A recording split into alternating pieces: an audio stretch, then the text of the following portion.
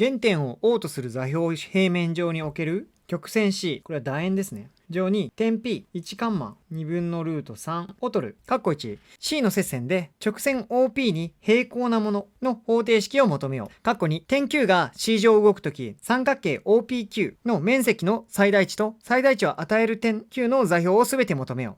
ということで、岡山大学の楕円上の動点に関する問題を解いていきます。早速回答です。接線の条件は OP に平行であること。OP の傾きは2分のルート3なので、求める接線 L の傾きも2分のルート3。y イコール2分のルート 3x プラス k と置けます。今回は L と C の方程式が重解を持つ条件に帰着させましょう。C の式 ① として、①に代入して4分の x2 乗プラス2分のルート 3x プラス k の2乗足す1。2乗を展開して整理すると x2 乗の係数はちょうど1。残りはかけて2倍。ルート 3k かけ x プラス定数項は k の2乗引く1。これが重解を持つ条件を考えて b の2乗マイナス 4ac イコール0。これ 3k の2乗マイナス 4k の2乗プラス4。二乗方程式の中でも簡単なものですね。2乗したら4なので、k 自体はプラマイ2と求まりました。よって求める L の方程式は、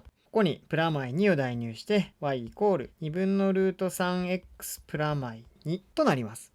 さて、この括弧2の三角形 OPQ ですが、今回は O と P が定点で Q だけが動きます。こういう時は OP を底辺として高さが最大になるところを探します。すると、高さが最大となるのは、ここ。括弧1へ求めた接線との接点に点 Q が一致するときになります。こちらもですね、三角形 OPQ は Q が C と L の接点に一致するとき最大となる。さあ、接点の座標を求めましょう。接点の座標はこの方程式を解けば出てくる。今回これ重解を求めたらいいので、括弧の重解はこれ平方完成した時を考えてマイナス2分のルート 3k。k の値はプラマイ2と分かっているので、マイナスプラスルート3。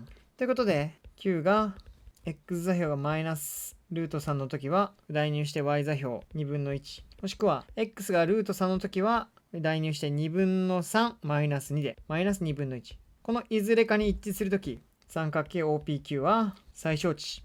この2つの場合は、もちろん最小値は一緒。ということで、こちらを求めてみましょう。P の座標と Q の座標から2分の1絶対値、X 座標× Y 座標、引く Y 座標× X 座標の絶対値で求まります。2分の3プラス2分の1で絶対値の中は2。ということで2とかけて1を取ると分かりました。説明は以上になります。ありがとうございました。